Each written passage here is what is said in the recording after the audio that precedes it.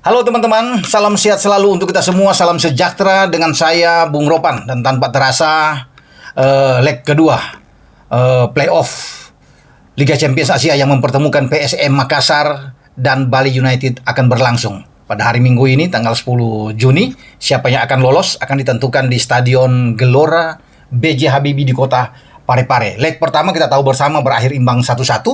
Gol Bali United oleh Irfan Jaya dan lahir gol balasan lewat bunuh diri Spaso. Berawal dari sebuah set piece yang dilayangkan M. Arfan dan ada tandukan tipis dari Everton. Dan 1-1 ini dirasakan bagi anak-anak PSM. Ya, ini sudah merupakan hasil yang nyaman buat mereka, lebih enak karena mereka balik ke kandang dan tentunya berharap dukungan penuh dari supporter yang sangat militan untuk mendukung Juku Eja. Karena kita tahu bersama kalau PSM ini bermain di kandang ini pengalaman yang musim lalu ya. Mereka tidak pernah kalah. Sulit mengalahkan mereka. Ya, untuk bermain untuk bisa memetik hasil positif dengan menundukkan PSM bermain di Parepare. Nah, ini juga yang dialami oleh Bali United pada 2 musim terakhir. Mereka selalu ketika bermain di PSM, markas PSM selalu gagal. Tidak mampu, untuk menahan imbang aja sulit bagi Bali United. Jadi saya pikir agak kerugian kemarin ketika mereka menjadi tuan rumah dan unggul lebih dulu, namun tidak mampu mempertahankan keunggulan mereka. Dan hasil akhir itu menekan buat mereka. Memang belum pasti ini PSM itu akan lolos atau kemudian Bali United akan menyerah. Karena ini kan saya pikir masih 50-50. Walaupun diuntungkan tadi dengan penonton bermain di Parepare, tapi Bali United, tim asuhan Stefano Kugura, masih berpeluang untuk bisa lolos. Mereka cukup menang 1-0 ya, untuk bisa lolos. Nah, ini tentunya diusung oleh anak-anak Bali. Untuk mereka tidak boleh menyerah. Ya, tetap diberikan motivasi oleh Teko sebagai pelatih. Ya, tergantung sekarang lini depan mereka. Mampu untuk bisa menjebol gawang Reza, penjaga gawang terbaik yang ada di PSM Makassar. Tentunya berpulang kepada Spaso yang ada di depan. Ya, Eber Besa. Juga yang kita akan lihat Irfan Jaya. Pasti akan ditampilkan 3 pemain ini untuk menggedor pertahanan dari PSM. Nah, sekarang kalau kita lihat ke PSM, ini tim yang saya bilang tadi kan, sangat bagus, sangat kuat bermain. Mereka begitu agresif kalau bermain di kandang. Ya. Tapi mereka juga oke kalau mereka dapat tekanan. Ya, mereka pragmatis bermain dengan Tavares ini. Tapi counter attack mereka mematikan. Dan itu yang mereka tunjukkan di Liga 1 kemarin. Banyak mereka juga menang dengan cara mereka lebih menunggu serangan, bertahan, dan tekan, tapi kemudian mereka balik dengan counter attack yang luar biasa untuk bisa memenangkan laga. Dan bukan tidak mungkin hal yang sama mereka lakukan juga. Tapi karena mereka bermain di kanan juga, pasti mereka akan termotivasi. Karena itu dengan posisi mereka yang tidak kalah pada musim lalu bermain di Parepare, dan apalagi kemarin mereka juga tidak kalah di leg pertama, ini akan mendorong semangat bagi William Pluim dan kawan-kawan untuk bisa mendapatkan hasil positif.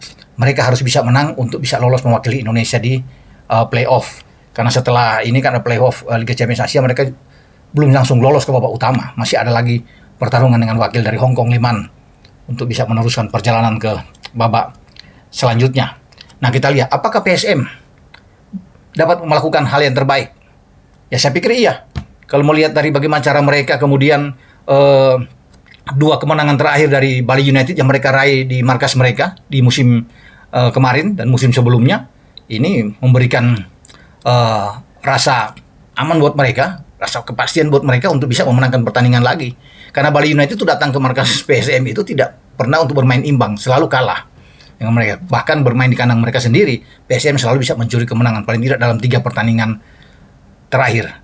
Jadi kalau Bali itu ingin menang, mereka harus kembali bisa membuat gol lebih dulu, menggetarkan gawang Reza, dan bisa mencetak gol lebih dari 2. Kalau baru 1 pun tidak akan aman buat mereka, bisa dikejar oleh PSM. Tapi kalau mereka bisa mendapatkan 2, ini aman buat mereka, enak buat mereka, akan menyulitkan bagi PSM. Pluim dan kawan-kawan pasti akan bekerja keras. Namun saya pikir tidak akan begitu mudah untuk bisa menjebol gawang Reza. PSM sudah siap untuk menerkam lawannya. Dan Tavares akan menyiapkan starting 11 terbaik. Kita tinggal lihat siapa yang akan dimainkan, terutama di barisan tengah. Kalau di belakang kan sudah ada Reza sebagai penjaga gawang. Kemudian mereka akan bermain, biasanya kan kemarin di pertandingan pertama itu Kike Linares yang tampil, bukan Yuran. Yuran main di babak kedua. Nah, bisa aja dua-duanya dimainkan sekaligus di leg kedua ini. Kike dan Yuran bermain didampingi oleh Erwin Gutawa. Berarti Syafruddin Tahar itu akan ditarik dulu di bangku cadangan. Ya, kecuali mungkin di babak kedua dimainkan oleh Tavares. Saya pikir ini yang paling bagus juga. Ya, 2 dengan 3 pemain tersebut di belakang akan lebih kuat pertahanan PSM.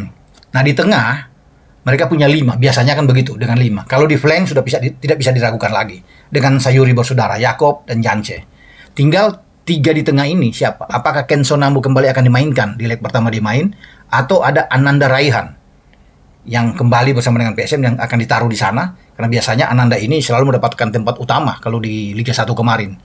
Tinggal dia didampingi. Akbar Tanjung akan mendapat posisi juga. Ini pemain yang tidak tergantikan, saya pikir ketika ia bugar, Akbar akan bermain. Satu lagi bisa M. Arfan. Kalau memang Kenzo diperlukan bermain sebagai super sub di babak kedua, 3 gelandang ini bagus. Ya, Ananda Raihan, Akbar Tanjung, dan M. Arfan. Ini baik untuk membentuk 5 gelandang mereka. Ya, di depan pasti Everton Nascimento didampingi oleh William Pluim. Itu komposisi terbaik yang ada di PSM yang bisa mereka lakukan. Nah, kemudian Teko, ya, pasti tidak akan jauh berbeda dengan penampilan kemarin di leg pertama untuk susunan pemain mereka menghadapi PSM Makassar. Ya, dengan penjaga gawang saya pikir masih Adilson Maringa. Ini tetap menjadi pemain utama untuk bermain di belakang. Kadek Ariel juga akan ditaruh di belakang. Ya, saya pikir dengan Ricky Fajrin, Nofri Setiawan ini kalau bermain dengan 4 back mereka akan mungkin saja kembali dengan 4-3-3 bagi Bali United. Nah, satu lagi pemain yang mungkin ya Elias Dola yang bisa ada di belakang. Gelandang mereka pasti akan tetap dipimpin oleh Barwan Nori di sana dan Tegar Saimima ya, yang akan bisa bermain di sana dibantu oleh Rahmat ya. Di gelandang 3 gelandangnya di depan tuh Spaso, Eber Besa dan Irfan Jaya.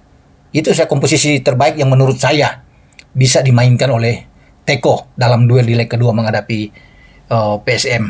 Namun saya pikir bagi Adilson Maringa, kemudian Nofri Setiawan, Kadek Ariel, ya, Ricky Fajrin, Dola pasti akan bekerja keras.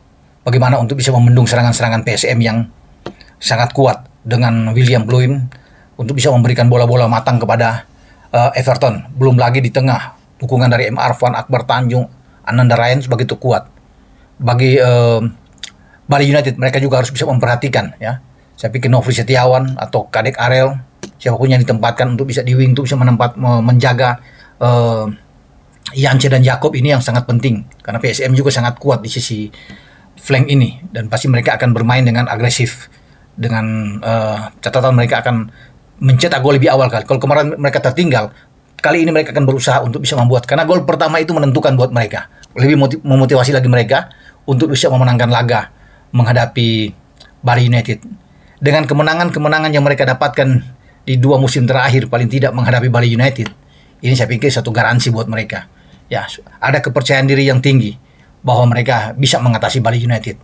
Namun jangan over sekali lagi. Kalau over dengan kepercayaan diri terlalu berlebihan, ini bumerang buat mereka.